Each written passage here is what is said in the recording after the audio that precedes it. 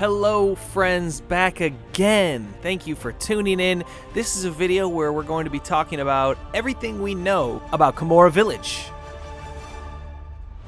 Currently, we know a lot about Kamura Village. We've got a lot of different facilities, including the training area, including the gathering hub, and we're going to talk about all of them in this video, so let's dive in.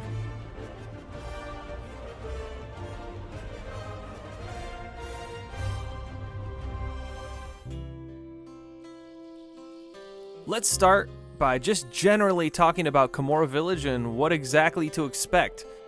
Personally, I think this is one of the best villages that we've ever had, and we haven't even been in it yet. It's just so charming and so beautiful. It's so reminiscent of Monster Hunter Portable 3rd vibes that it just gives me all the feels. Monster Hunter Portable 3rd was a game that we didn't get in the West, so to see all these cherry blossoms in full bloom just brings me back and makes my old self so happy. Not only is this a gorgeous looking village, but we can make mochi! Okay, maybe you can't make the mochi, but they're making mochi for you.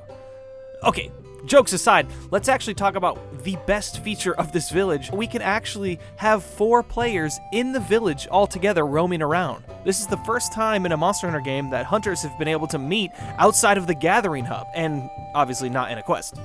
Not only can we have 4 people in the village at the same time, but we're able to use our wire bug techniques in the village. We can swing around and fly around and even hop on our palamutes and run around. That is so cool. Another thing that no one is really talking about, that I haven't heard anyone talk about at least, is the fact that we are going to have free range on our camera in the village. This wasn't really that big of a deal, I think, because we had it in Monster Hunter World, but this is the first time in a sort of classic Monster Hunter game style that we'll actually be able to move the camera around and have free roam of the camera, not only in the village, but in the gathering hub as well. Oh, I cannot wait. I'm so excited. Another new addition to the village, you will be getting Kahoot, which is our owl. Not only does it help you in the village, but it helps you by scouting locations of monsters in the field while you're on a quest. After your quests, while you're in the village, you can pet it, you can even dress it up into different outfits. I don't know if this will replace the Poogie. I really hope not, because everyone loves Poogie. And by golly, it'd be so cute to see Kahoot on top of Poogie when you get back from a quest. Just hanging out, waiting for you to return.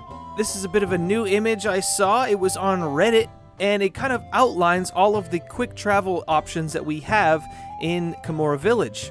Let's go down the list, shall we?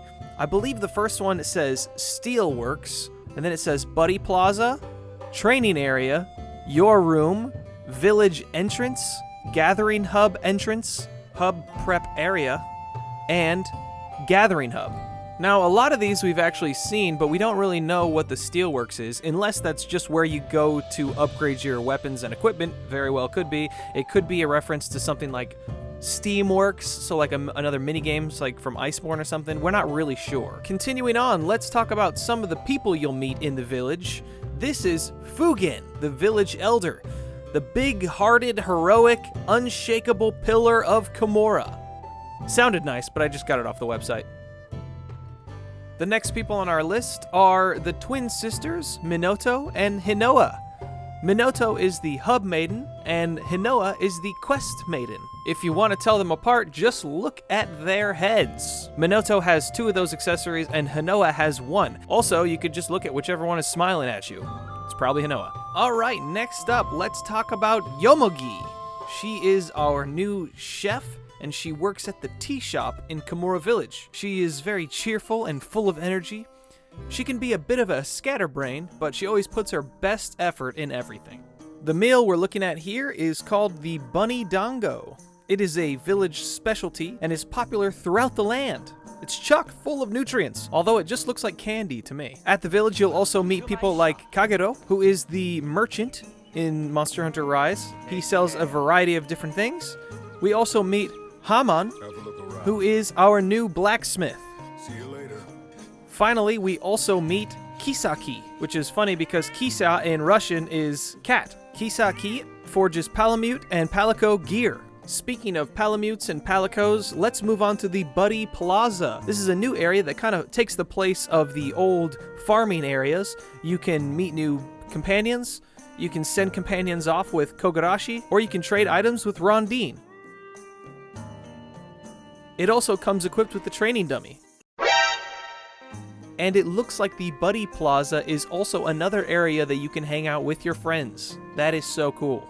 Iori is one of the NPCs you'll meet in the Buddy Plaza. You can come to him with all of your companion needs. He's very passionate in raising buddies. His grandfather is actually Haman, the blacksmith. You'll be able to customize new companions, Palamutes, and Palicos. In this game, you'll be able to enlist multiple buddies at the same time. Very similar to past games where we had access to multiple Palicos and we could send them out on expeditions and little mini-games. It is very much like that, where we can have multiple dogs and multiple cats. Very cool. So if you're looking to hire any Palicos or Palamutes, definitely talk to buddy handler Iori. Kogarashi. Kogarashi is the leader of the felines, aka the feline chief. He's in charge of the Meowcenaries at the village's Buddy Plaza. He used to be Fugin's Palico before retirement. It is said that he could actually take on all of the village's felines at once. Probably not Old Man Gold, but you know. The Meowcenaries are a monster recon squad of buddies managed by Kogarashi. Riding special kites of Kogarashi's designs, they take to the skies and set off to specified zones to gather monster materials and items. Basically our new safari. And finally, Rondine. This is a young woman who came from far away to trade goods at the Buddy Plaza in Kamura Village.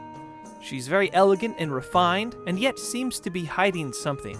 She is our new Argosy, and she has crossed the sea from a foreign land and has now moved into the Buddy Plaza.